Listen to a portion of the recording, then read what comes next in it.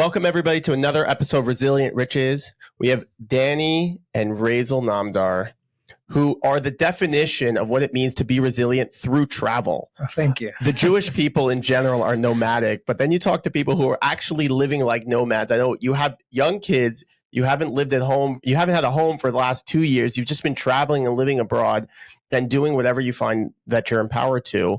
I know one of your messages and one of your callings is to empower all people around the world and to show what the Jewish people are. And it's such a deep message. You're really showing what life can be and what the Jewish mentality is. So we really appreciate you guys coming. Thank you. Thank you for having us. A little backstory. Before you go on here, that you have from a podcast you had mentioned from the Jewish family. From YouTube. Oh, yes. From YouTube. YouTube, Instagram, TikTok. Exactly. Facebook. My dad did not look you guys up. I'm sorry. That's okay. We make videos, my wife and I, and we share on social media. My dad thinks you're a movie star. That's basically what he said. What he thinks. Not a movie star, but Let's go on with the gas station. So I'm in Beirut, and I consider myself a nomad myself, genuinely, and I just happen to be married with kids and own 2 apartments. But I'm in Beirut, and I need to get to a different tour that I organized. So I tell him, I said, just drop me off at a gas station. I'm going to find somebody. I'm going to just go up to someone and ask them to drive me. So what do? I walk into this gas station, and then I find this. I said, you know what? I could talk to this guy or a Chabad-looking dude. I'm going to talk to the Chabad-looking dude. I see his wife's in the car. I was like, I don't know if she'll murder me or he'll murder me, but I think I have a good shot to win this firefight if I need to. So I went up to you guys. You graciously came and drove me to where I needed to go. I met my mom and grandmother. My part of the story is this shady guy walks into the gas station and he's like, dude, give me a hitchhike. I'm like, oh, in Beirut, right after October 7th. Would not have been it would have been. Then I saw your smile. I saw, okay, this guy looks real. Yeah. I've hitchhiked a lot in my life to get to places. But thank you guys so much for coming. I know coming in from Borough Park or from Crown Heights. Can you give us a little background about you guys? Give us a couple minutes about where you are, where you were, and your journey, because your life right now is in the middle of a journey. Can you give us a little background about that? Aren't we all in the middle of a journey? That's true. That's true. Background. Some closer to the end than others. So background is. Oh, where should I start? You can start. I'll give you a 3-minute background. So my dad does his background in real time, so it takes about 20 years to get through it. But you just give us 3 minutes. Background of our life? Yeah. Like what we do? Yeah. How'd you got here? Start from the beginning. Let's go. So I'm from Sweden. I'm from Australia. And we met in New York. Once we got married, we lived in Israel. And we made videos. It was called Espresso Parsha. We made a little, bite-sized video about Judaism every week. Raizel edited it. This cute little combo. We had no money. We just made videos and we wanted to share, a little Judaism. Then we realized that this message, these videos are just curated for people that are interested in Judaism. So we're like, let's make something that the whole world can see what a Jewish family is actually like. So we started this channel called That Jewish Family. And we traveled a lot. Yeah, we traveled a lot back then. So we kept that up and we started making videos, kind of to depolarize. Society is so polarized today. It's so polarized and people have like their set opinions and that's it. And we're like, we want to break through this. People don't know what religious Jews are like. They might just have this image and know, It's all from Hollywood and the newspaper. Exactly. We just wanted to show an authentic, genuine, this is who we are. This is what the Jewish nation's about. We're not this scary, old-fashioned, what a lot of people might think. We just want to show who we are. And that's how our videos kind of started. And without watering down anything of Judaism, unapologetically us. Yeah, unapologetically Jewish. I'm still wearing a white shirt. We're not here to be like, look, we're normal, this, that. No. We're just ourselves, just exactly how it is. You are who you are. We are who we are with the Jewish pride, and then people respect that. I think people respect that more than trying to show look, we know so much about movies. Oh, we know so much about this, And people are curious. They want to learn. We have a lot of followers who aren't Jewish, a lot of followers who aren't religious, and it's not to make them Jewish or, that's not the purpose. The purpose is to unite this world and for people especially when we travel, the more you understand about someone else, it's not about tolerating. Tolerating is a terrible word because it means I hate you, but we could try and just live together through the hate. It's not about tolerating. It's about respecting and understanding. And that's respecting for who they are. Respecting, exactly. Thinking they need to change. Respecting someone else, understanding them. And that's what's going to unite this world, is just by understanding someone without the tolerance, Yeah, tolerating is you can live in your corner, just don't bother me, pay your fair share in tax or whatever it is. Exactly. But you're talking much deeper. You're talking about sharing a medium and sharing a language, which I find could unite the world immensely. There's a lot of new software coming out that's gonna be able to put a headphone in and you could talk to somebody in real time and translate their language. That's amazing. That's going to unite the world. That's amazing. And it should have been created a while ago. I think the technology exists. I'm sure it exists, but I'm sure they just layer it over time. Finally. It's a money because traveling, you really realize like what the heck, like this should be something like. You could just, you need a device, you know what I mean? And the world is so much more, everyone is so much more similar. We have so much more in common than we have differences. With every nation, with every religion, every person, every culture has so much more in common.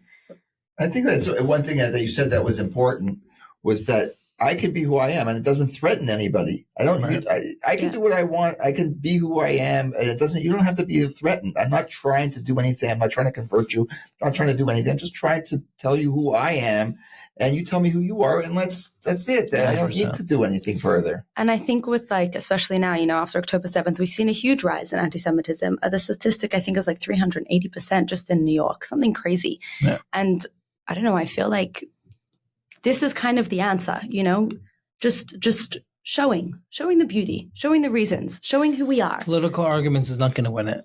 No, I also find one thing that Israel has been very strong with is that Israel has been very forthcoming with the information and very forthcoming with this is who we are. Yeah.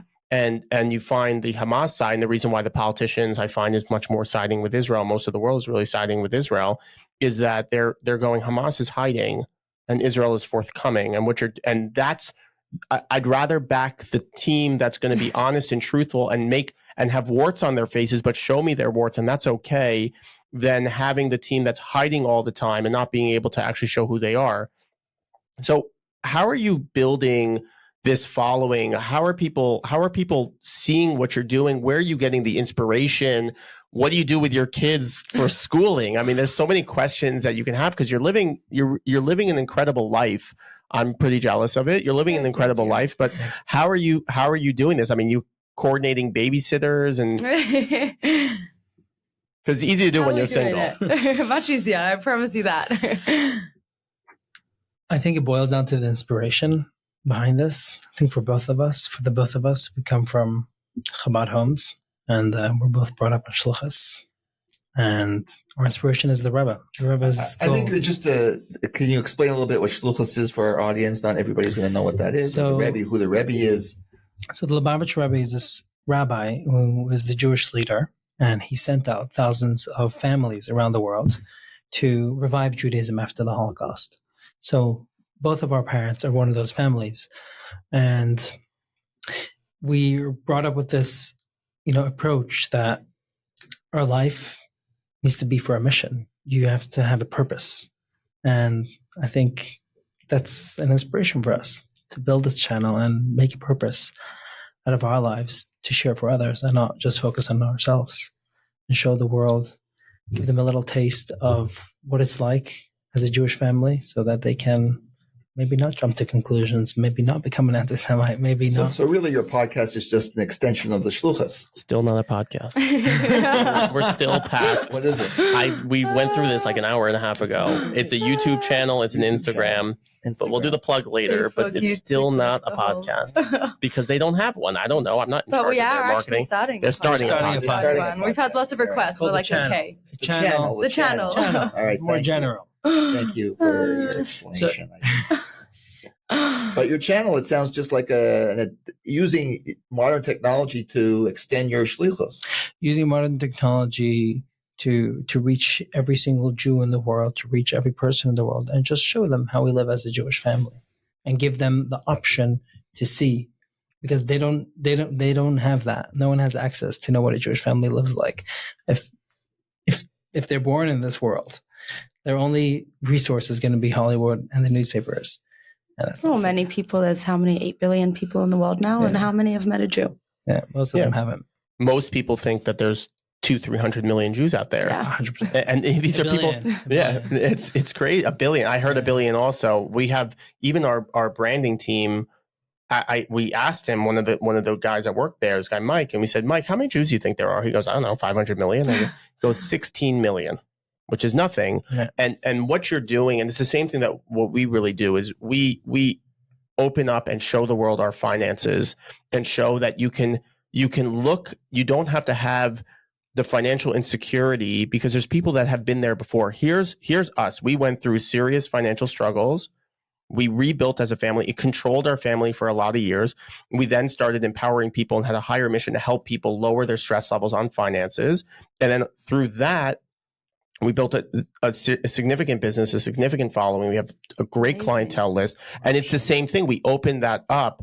And for my wife, even, for example, she gets a little uncomfortable that you're opening up, because in the Persian culture, you don't tell anybody anything. You're Persian, so you can understand either rich, or either you play poor, or you hide, or you pretend. You pretend you're rich. Most are pretending they're rich, and most are the poor are actually really rich, which is the circumstance. Yeah, exactly. You're rich, sometimes you're poor. Depends who's knocking on the door. Someone plays poor, they're rich. Correct. So for us, we open up. What we did was we opened up our finances for the people who are going through it, and they know, and they're going through credit card debt, for example. And my dad won the award for largest stack of credit cards at Project Ezra, right? Wow. The largest stack. And we show people the first stage is that, number one, start talking about money, address it with your family. And we started to do that. And next thing you know, we're doing seminars of 200 people, and we're getting booked solid for weeks in a row. And it's just, and not clients. These are not clients but our goal is to empower people and give them the same freedom and windows that you can get out of it, and you're not alone. And I find what you're doing is very similar to that. I find what you're doing is that you're saying to the lonely Jew, you are not alone. Right. And somebody came to you right before that their mom lives in Arizona, a very small Jewish community, and they follow you. And the reason is because they feel alone, and you're able to reach them through your mission and connect with them. My favorite messages that we get that touch me the most is we get messages actually of people who unfortunately are going through very hard times. They're like, thank you, your channel has actually, it sounds mad, but they're like, your channel's actually stopped me from suicide. And we've gotten a lot of those, and we met someone on the street, and she's like, I'm alive. It's mad the impact you could have. Those are my favorite messages, reaching those people that feel alone, and then they come and meet you online, but they really feel that they know you, and they really feel that they could connect to you. And those messages hit me the most. How are you addressing those? How are you addressing? I mean, that's a serious. It's big. We need to build a team. But when we get messages like that, we're like, we're all here for you. Message us whenever you need. Let us know if you need to speak to someone. Please, we try to maintain a connection. But we're pretty transparent, to be honest. We read like 1% of our messages. Yeah. Unfortunately, we wish we could read more. Unfortunately, we need to build a team. Once we have a team, we're starting on it. We look at ourselves like a nonprofit in a sense, and we're trying to raise enough money to build a team, and that we don't do it all ourselves, because we do everything ourselves. I think what really you should do is you should be like a keynote at some of the Jewish organizations and talk about what your message is doing, and take actual proof. I can make some introductions for Chabad young professionals. I think would be a great avenue. I saw you got a plaque from you give a lot of money, you get a small plaque. That's what happens. But no, we're big believers in having a higher power and having a higher calling. I would say also, I mean, for us also, like when, especially ourselves, and I think that's what people like relate to us, because when you're in even when you're in that financial pit or a mental pit, the worst is that you feel all alone. Yeah. So I think that's what you're channel is reaching out to, because now, they don't have to be alone. People feel like if, when they're financially in desperate straits or mentally in desperate straits, they don't think that, oh, I'm the only one. This is the worst. I'm the worst person in the world. Nobody else has experienced something like this. And how am I ever going to get out of that? So when you can reach out, and that's a lot what we do financially, like just reach out to people. Now a person has a helping hand. They have the support. They reach out to someone like yourself, and they have that connection. That's why I think a lot of times we experience the same thing, that you saved me. You came out. I was able to come out of it, out of that black hole. And in the Torah also it says that when you're in that pit. Yeah, you mentioned Project Ezra before this, that the whole idea is that they're helping you, getting you out of that. Because you can't get out of that. You can't get out of that by yourself. Yeah. It's an organization that helps families who are going through financial stress. Beautiful. So what we did was we kind of mirrored them, but did it a little bit more aggressively, that we were helping. It was very prevalent during COVID, families that were going through big financial distress, divorce, death, and hiring getting the attorneys and the accountants to do all the work for free to get them out so that they can come back on their feet. It wasn't money that they're giving, it's more free services. And we have the connections, and we say, look, take 1 or 2 pro bono cases a year. That's really all we need. How are you educating your kids? I mean, that's going to be the ultimate question. If you don't have a base, how are you educating your kids? How old are your kids right now? So we have a 3-year-old, and we have a 16-month-old. Thank God. So a baby and a 3-year-old, the real energy ages. Thank God. Do they puke in the car? Do they no. Don't, thank the Lord. Well, of course not. They're used to it. Their whole life is thank the Lord. I have 6 kids, and my last ones were twins, so I know what's coming in. So they're born on the road. They're born traveling, so they're very used to planes, cars, anything to do with travel, tents. So yeah, thank God. Those but they're still young. I'm saying when we need school, we'll definitely settle down and travel from a base. I think even we're hitting there. We're hitting there. Even just. So just a question. I mean, you're traveling now. Is that because of the channel, my podcast channel, or is that just because you like to travel and you're able to do it? I'm not clear. I think it's a 50-50 combination of both. So what is the purpose of the traveling for the channel? Like, what are you doing? We're trying to reach people from the whole world to watch our channel. We treat it like a television show, just self-published. So we're not, signed with HBO or anything or Netflix. We're just doing it ourselves. And it's interesting. The family living, traveling the world, everyone wants to see, even if someone, disagrees with religious Jews or doesn't like religious Jews, they're still going to be a little curious to be like, okay, let's just see. People in. It's like the little vein element that, definitely pulls people in. Yeah, the traveling is key. I love someone who loves to travel. Well, it's not key. It's definitely a plus. It's going to get people that aren't interested in a Jewish family to be. So what are you doing? You're going to like organizations that are inviting you to speak, or like you're traveling to? Businesses sometimes bring us down to work with them and get us to promote them or whatever it is. But many times we just travel. That's actually our main financial source of income is businesses that we work with and promote. So we started the channel. Everyone thought we were nuts because it was before there was really more people doing this in the religious world. And they were like, you guys are crazy. How are you going to make money? How are you going to live? In our first year of marriage, we barely had we were scratching it together. We were living in Israel for 10 months. We had a hard financial year. But we saw this as a mission and a purpose, and we didn't give up. We saw a future, and that was really how we built it. We built it bottom down, bottom up. That's the line. Bottom up. Thank God. I think the main thing that made the channel, gave the resilience for this channel, is the messages we got straight in the beginning. The messages, you changed my life. I'm alive because of the channel. This is, the reason I wake up in the morning or stuff like that. We have an average like 15 million viewers every month watching our channel. That's viewers. For them, many of them, we're their friends. We're their best friends because maybe they don't have, such healthy family life. Maybe they don't have, friends in their life, and for us, we're just there. A most common line people tell us when they meet us in the street is, this is crazy. I feel like I know you. You don't know me, but I know you. That's like the most literally the most Yeah, common lie. everyone says that. Like That's the power of thousands social people. media today. Well, you've opened up something that's very deep. You've opened up your relationship. You've opened up your kids' lives. You opened up who you are as people, and that's the key that you said before is authenticity, Personal, personal. But you said this is who I am. Yeah. You can't do that if you're fronting somebody else, Yeah, for sure. and that's really very, very that I felt right away, and I said I gotta connect with these people. These are good people. Thank you. So I would say, when you guys are a little young for this, but when I was growing up and watching television, we watched the Brady Bunch. And the Brady Bunch, you can Google it, whatever.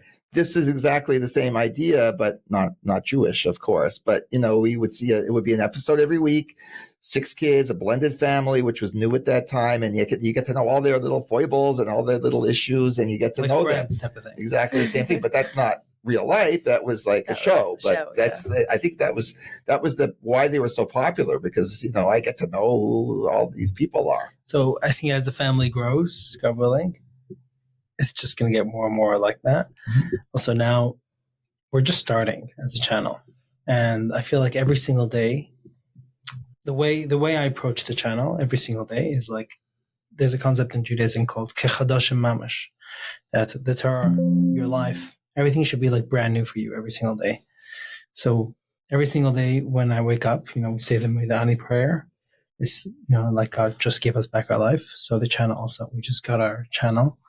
So that's, I don't know why I'm saying mindset. So I think that's I forgot what the reason was. It's you're so grateful for what your channel has done for you, and it's really amazing. We say that all the time. This is also a mantra for life. No, I'm just saying the mantra for life. That also. Sorry. No, that too. But the mantra for life is just looking at the channel as if it just started today, and having that connection to the channel of like, okay, it's not like, okay, what do we need to do? What do we need to do? What do we need to do? It's more like, okay, I just received the channel today. What do I do now? If God just gave us the channel today, what will we do?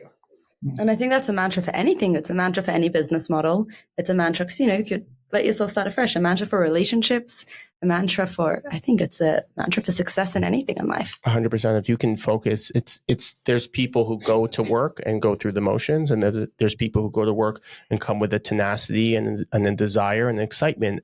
And there's the two sides. And I find the people who just go through the motions are continuing the workday from yesterday and the day before and the year before and 2 years before. But the people with real tenacity and real empowerment every day, they wake up and they go, thank you for letting me be able to do this. And they just rebuild every day. They start new and they're so grateful. And you guys pull from a higher power. And I think that's a really powerful thing. We've had some billionaires on this podcast, and they all said the same thing, that when they were building, they pulled from a higher power because it got past the money. Money was a way to keep score for them, but it was way past the money. And the more that they let themselves be separate from the dollars and cents, and every day was a rebirth and every day was a blessing that they were able to do this, the more successful they become.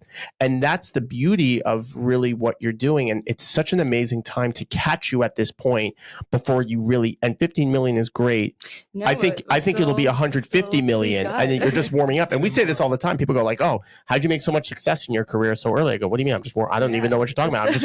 I'm just warming up. Like, why do you keep?" My wife goes, "Why do you keep doing other things?" I just can't sit. I Not can't. sure that applies to me. It's cooling down. I don't know. No, but one thing I will say about my I want to cool down. One thing I will say about my dad is somebody and has reinvented himself many, many times. And his story, and I'll speak for him because it'll take too long if he speaks, is that he reinvented, and he started in this business at 57. You were 57 when you started? Wow. Yeah, so I pulled him out of a hedge fund that he was only at for 7 years. So at 50 years old, he went into financial, and that's brand new. So it's that recreation. Wow. So, Jewelry. and it's recreation. So what was that moment? And that's his level of resilience. What was the moment in each of your lives separately that was a defining moment for you that allowed you to be so resilient? It could be personal, it could be professional, it doesn't make a difference. One of the defining moments that allowed you to be so resilient, and then you connected to each other. What do you mean connected to each other? I want to connect it after to each other. But what was? Let's start with Raizel, because what was your defining moment in your life? Defining moment in my life. Regardless of the channel. It's channel's part of your life, so It's I don't part know. of it. I think a defining moment. We actually spoke about this on a different podcast, but it was once the channel was already started in that first year of marriage, in the first 10 months when we were living in Israel, and we were sitting at a restaurant, and I don't know. I think I just found out I was pregnant, maybe. And we were trugging through this channel with a lot of people buzzing on our ears, like, you guys are a little mad. And we were sitting there and we were hungry. We needed dinner, but we did not. We really, when I say we did this, like with a mission-based purpose, and we knew that like the finances will come. We knew like we're going to reach that point, but in the beginning we were just trugging through and we need to pay for dinner. And I swear, I think we had enough money for one chicken salad between the two of us. Danny didn't eat because like I was just pregnant. I don't think he touched the food. I think he secretly ate. I ate. And I remember sitting there, I'm like, Danny, we're going to come back to this restaurant one day and we are going to buy out the entire restaurant and give it to beggars in the street. And I think that was like a switch point in a way. Like, when you hit rock bottom and you're going to go, you hit that bottom point and you're just going to go, exactly. And that's the entire point of this podcast. That's the definition of resilience. Yeah. So I said it in Hebrew now. Yurida tzarech aliyah means it down in order to go up. Correct. So Starvation is motivation, and you literally starved. Literally. Not you. But Danny starved. But he had like 8 protein bars beforehand, so he's like, I'm going to be a hippo. I don't know if that means anything. The Persians eat a lot. Like his family, woo. But they don't tell you that they ate a lot. They do it on the side, and then they say, oh, I don't get anything. I was like thinking, Danny, I was like, I've never seen someone eat so much. Oh, you haven't met my oldest son. He's serious. Danny, what was yours? My defining moments in life. It goes before the channel. You see, when I was in my late teens or my early 20s, I'm 29 now. Ooh. 10 ready in a month. I didn't want to, I would never dream of doing what I'm doing now. I was going to do business. I wanted to be an investor. I had a very different approach to life. Then it came one moment, and I started, different projects and different things. And, I love the, entrepreneur type of life. And there was this moment where I realized it had nothing to do with, Judaism or anything. It was just this moment I realized that everything is up to me. If I want, I can have this life. If I want, I can have this type of life. But it's all in my hands. And no one is going to tell you what to do. No one's going to pressure you what to do. But in the end of the day, your entire life, whatever Hashem gives you, it's all up to you how you take it. And at that moment, I was a really big guy. I weighed a lot. And I told myself, I realized that I lost a few kilos. So I told myself, you know what?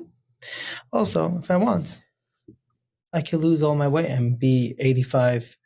I'm 185, right? So I want 85 kilos to 185. So I ran every day and I, cut out flour or sugar for life, white flour or whatever. And in 3 months, I lost 90 pounds in a healthy way. So that changed my life in many ways. That taught me that it really is up to you. Hashem gives you the tools. Use the tools best. You know what I mean? Sharpen them all the time. Keep them. And treasure every moment. Really do it best. You know what I mean? You're given one job. It's like an actor goes on stage, Whatever goes through his head is going to be the result. If he tells himself it's going to be a bad show, it's going to come out bad. But if he tells himself it's going to be good, it's going to be good. So with that approach, we can approach everything. It's going to be good. Think positive. Believe you can do it. Believe in yourself. Believe God gave you the ability to accomplish any goal you set your eyes to, and you'll accomplish it. I think it was that beautiful. moment. That's very amazing. beautiful. When That was a when I TED came Talk. to yeshiva, I was a smoker. I smoked like a pack a day. I decided I was going to quit. I quit. Done. Oh, Danny has the same story. Yeah, I used to smoke 10 cigarettes a day. And then I took one last one. It was for like 5 years. I took one like that. This cigarette is the last cigarette of my life. It's in your hands. That You was- can do it. People don't realize how much power they have themselves. 100%. And there's people that can do it. And what I love about this podcast is that we're getting down, because in general, you have a big channel. So people will look at you at this pedestal, but they don't realize that there was a lot of work behind it. And there's a lot of personality work behind it Yeah, to really for get sure. each of you to that point. I had a Sure. similar financial, I just said, I'm just not going to be this. So we saw one time they brought like a letter to our house, and I saw my dad there, and I said, I'm taking the What to your letter. house? They brought a letter, not a friendly letter, Not a friendly letter on that. It was not to friendly. the house. And I saw my dad. I've never seen him tear up before. And that was one of the moments in my life where I went, I'll never let myself be like that. And I always worked. I was a worker. I mean, you can attest to that. I was a real worker. We used to have to bring Snapples to his high school because he was Elementary school. It wasn't it was elementary school. Oh, it was the TABC. No, it wasn't. So it was.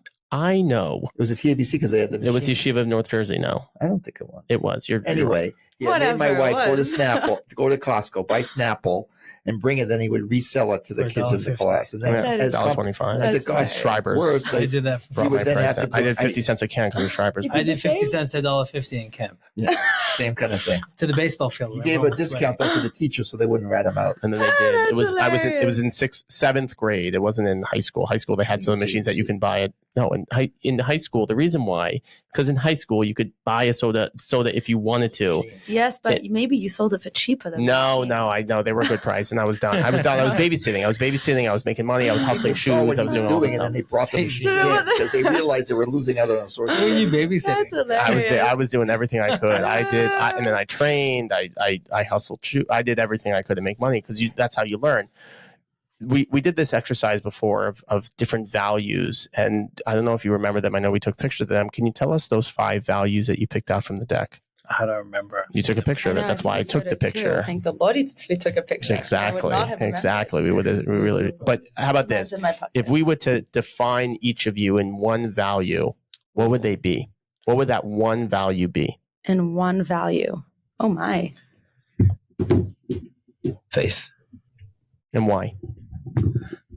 If you have faith, you're with Hashem. You can do anything. Yeah, That's one of mine. I would Faith actually is one of add on mine. that because if you have faith, there's so much. There's faith in God, and you feel like you have something higher than you. You have faith in yourself. You feel like you could do anything. You have faith in the people around you. Like that That's is pretty the number cool. one. I would go even further. I would say when you have faith, and because it doesn't always go your way. No, Things don't. The answer from God is not always yes. No. Sometimes it's no. But if you know it's coming from a higher power, you know For it's coming sure. from someone that has your best interests at heart, which is God, then you're okay with that. also I see through 100%, and we travel a lot, and a lot of the time we need to have faith because we'll be traveling with 2 kids and it's 9 p.m. at night and we've decided to go somewhere at a spur and we're like, where are we sleeping tonight? And you have to have that jump of faith that you're going to find something, and it always turns out. For some reason, always miracles. We had miracles every single day, sometimes in a row. Yeah, we used to live day by day financially, literally day by day. And I used to raise money for our channel because we're doing this for a higher purpose. There's thousands of nonprofits in the Jewish world, but for some reason, to convince this to people, I Very don't know forward why, thinking. it was very out of the box for people. And I used to fundraise. When we hit rock bottom all the time, we had $30, $40, $50 in our account. It was like literally. Sometimes 30 cents. And I used to fundraise. We used to wait, like if we would have to go on to, a train or whatever. I used to just wait there and call people for like 2 hours. And somehow someone answered, and okay, sure, I'll sponsor half an episode or whatever in memory of when it was like $180 or $360 or whatever. That is hilarious. It's not hilarious. Now it's hilarious. Back then, it was very strong. I had the same thing after the army. I went traveling and I ran out of money because that's just what happens. And then you just realize that, like, you know what? You really don't need money. So I slept on people. I randomly met people in the streets, in a supermarket. I slept at their houses for like a month. Not for a month, for about 2 weeks. Because I could have asked my parents for money. And it was just like everything was just, all my accounts were frozen. Fair to put on them. It's not fair to put on them. It's not their responsibility. Right. But also, 100%. I wanted to see what would it mean to not have money. Yeah. And you just kind of figure it out. And then I worked in a restaurant for a night and they paid me a couple $100. So that kept me going.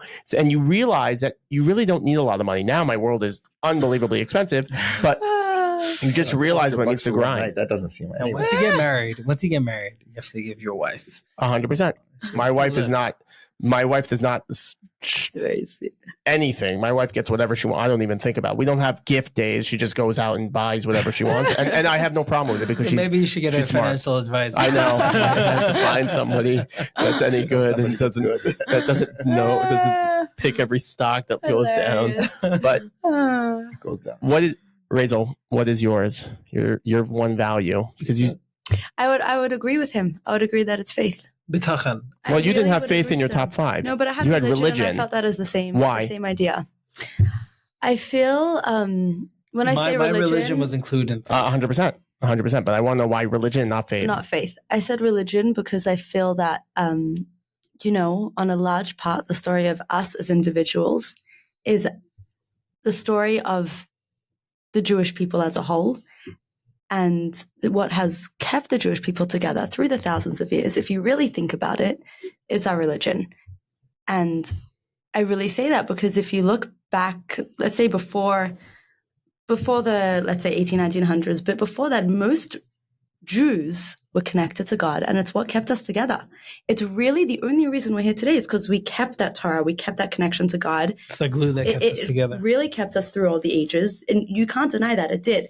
My rabbi says that's the way that that's the way the Jewish people have survived all these years, because you take that box of religion and you transfer that box of religion to the next generation. Yeah. It's Rabbi Milevsky from Mexico, actually, I knew him from Yeshiva. Yes. Brilliant man. And so that's how you transfer it. So if it doesn't get transferred because there's some problem or there's some issue or they resist, then it doesn't get transferred. But that's the key to our success over the thousands of years. I actually saw a great story last night. I saw it last night. Which is the same idea. The New York Times had when they celebrated their 100th birthday, or their 100th, I believe it was their 100th birthday, if I remember correctly. And they produced 3 editions in honor of the birthday. The first one, I think, was the first edition. The second one, I don't remember what it was. And the third one, they did a future edition for the year 2100. And the edition was like, it was news articles about are robots going to have the right to vote. And I had like all these like funny, what they imagined the world to be like 2100. And then they had at the bottom of, page 3 or whatever page it was, it said candle lighting time in Brooklyn. And I had the candle lighting time. And when they asked the guy who they wrote the edition, they said, what was that? He said, listen, I don't know what's going to be in the year 2100, but one thing I do know is that Jewish women and girls are going to be lighting Shabbat candles. And I think that's a very powerful, it's exactly what you're saying. Right. This is what has held our nation together. And if the Jewish nation survives since its creation after being tormented and, everyone wanting to destroy the Jewish people for thousands of years, if they're still here after these thousands of years, they're definitely going to be here for the next 100 years. That's definitely a secret, and that's why that's not. That's the only thing certain. It's a very strong value. You can't automate, and you can't AI values. Yes. And people have to exist. You can't 100%. Replace who you are into a robot. People have to exist forever. And your values and what you pass to your next generations is very, very serious. 100%. And it's really what you guys are doing. You're passing this box that my dad was referring to and not just to the next generation. You're building resilient riches. You're building success and wealth, not in terms of financial, but you're passing that box, the Jewish box, to people around the world that not necessarily would be able to see it. And it's so powerful, and it's such an amazing gift that you both have, and just from your energy and from your honesty. And it's amazing. It's really amazing. So I want to add also to that what you're saying about religion being, the whole idea is, besides for the religious life, the values that religion gives you. I mean, it's integrity, it's honesty, it's the power, the relationships, it's every value that we have as human beings, and every moral value that we have is literally from our religion. You know, if you look at the Jewish nation, even a couple hundred years ago, people would have laughed by how the values of women, for example, in Judaism, women were always held at high esteem. Look at what we sing every Friday night, Eshes Chayil. A couple hundred years ago, that wasn't the case in the modern world of the time. So these values that we have, as you know, in our Torah book, the code of ethics that we have is in everything. It's in business. How many laws are there about integrity in business? That comes from Judaism. How many 100%. Laws are there? Honesty, charity, everything. It's a huge, it's not just lighting Shabbat candles and putting on tefillin. It's every core from A to Z.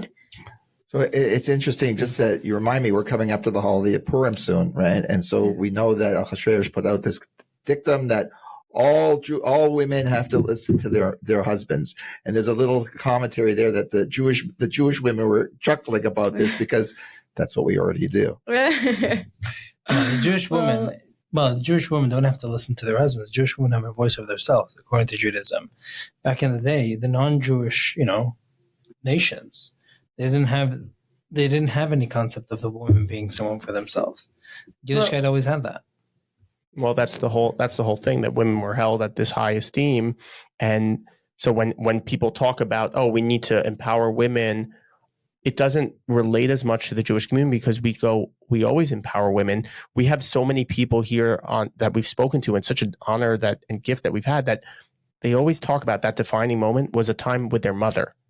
Like Joe Apfelbaum, for example, he was like, I don't want to be a rabbi. He became a rabbi. He's like, I don't want to be a rabbi. I want to work in business. And his mom said, his mom was the person that pushed him. There's so much of that value that we take from our mothers. And my dad makes jokes about it all the time. It's like, oh, your son's a nice person. He goes, he gets it from my wife, but he knows, he understands it comes from his mom. He was that's the beauty of this. You really sing every Friday night Correct. to your wife. Every Friday night. Where else? Who else is singing? In Jewish religion, not just that the women are esteemed, but the women are actually held on a higher level. Correct. They're closer 100%. To God. They don't have the mistakes that the men did throughout the years, and the distance that we put ourselves from God. That's why we don't wear kippahs and we don't put on tefillin. The reason I wear a kippah is because I'm not on that spiritual level like a woman that has that constant reminder. We need the reminder.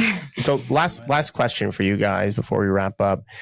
This is a financial podcast, so I have one point and then another side is, how do you guys look at money? It's a hard question. I look at it like a tool for us to accomplish our goals. And our goal is, for us as a Jewish family and as our channel, is to make a positive difference in this world. And by leaving a stamp in this world and being able to influence people and change their approach, how they view life and how they view Judaism, how they view Jews and in general. And we can do it with a lot of money. While you were asking, we're trying to raise $1 million, for our channel, to build a team, to make it into, a proper organization, not just us doing it all ourselves from wherever we are and just trying to figure it out. And money is a very important thing. It's not a contradiction in Judaism. It's not something dirty, like, people think religious people think, oh, money is like, oh, not spiritual. Money is spiritual. Money can be used. It's a tool to make a difference. And we need to make money. For us, we're more like artists. So 100%. That's not. Money isn't We've had some very successful people on, Jewish, not Jewish, and that's what they say. Also, money is like the real, people that understand how the world works and what the values are supposed to be. They say the same thing. Whether it's Jewish, not Jewish, money is a tool. It's a means. It's not an end. And I think once you start looking at it as a means and not an end, that is when the success comes. Because 100%. If your end is mission based and focused, there's never enough money. You 100%. Could have $1 billion, $1 trillion. There is never enough, because your mission is just going to you know, Your you're just mission going to is want to, worldwide. you're going to want to do more. You're going to want to make more. You want to give more. You're going to want to build more. But if your goal is just, okay, I'm going to make $1 million and that's it. Like, you're not even going to reach happiness when you get the $1 million. Then No, they reach depression. Like- All they reach is depression once they Well, reach. The yeah. billion. It just becomes a number. Yeah, it's not nothing. But yeah, I'm saying, We have two clients of ours. One is his father is built a company, built about $2 billion. He's written up in a lot of books and things like that. His brother committed suicide. One of his children committed suicide, and another one of his son probably, unfortunately, looks like depression. He has a terminal depression. So money doesn't do. Another side is he's worth about $4 or $5 billion, and all of our conversations, and we do his life insurance, and all of our conversations is how does he make sure that his kids don't become rotten, and we talk about and I coach him wow. through that, which is so interesting because if you think about it, I mean, this guy he sold a company after building it for 4 years for about $5 billion. Wow. And he was like all bootstrapped, no outside investors, him and a couple partners. And you're talking to him and you're just like, this is incredible. Cause that's the difference. It's engaging and it's not, money doesn't define anybody. And he's still working as hard as he did before. He doesn't care. He just loves it. Well, when you see it as a tool, you'll never stop working hard because there's always more you could do with it. Yeah, 100%. The most successful people in the world, I think now financially, right? Elon Musk, Jeff Bezos, Mark Zuckerberg, right? Even Bill Gates. Their mission is beyond the money. Their mission, Elon Musk wanted to make, he wants to go to space. He wants to go to space. On the way, Tesla happened. On the way, this happened. Amazon, he wanted to make online shopping the perfect online future shopping system. On the way, he became one of the world's richest, right? That wasn't his goal. His goal is beyond money. His goal is something much higher, just like Raizel says. And just like both of you. So we really appreciate you guys coming. Thank you guys Where for can having people us. where can people find you? Where can people reach out to you? I know you only answer 1% of messages. So where can people I wish I follow did you? more. Because I know you lost some followers by being vocal and talking about, because your whole thing is you are that Jewish family and the Jews were vilified. We made more back. That's good. And Thank God. hopefully you get unlimited and get to all the goals that you're trying to do. But where can people find you? Where can people... It's called That Jewish Family on Facebook, TikTok, YouTube, and Instagram. And if they want to email us, if they want to be part of our partners, we're building I'll our do an channel. email faster than an Instagram message. Unfortunately, we wish we could get to it all. DANI at thatjewishfamily.com. Donnie at thatjewishfamily.com. Thank you guys so much for coming. Thanks for Really, having really us, appreciate guys. it. We had a Thank great you. time, and Thank we'll you, see you guys. everybody on the next one. Thank And we'll see you when you have how many 2 million followers? Oh, we'll get you some 6 more. million. 6 million All right, followers that's to remember different. those that were lost. Thank you everybody for coming. Thank you so much. guys.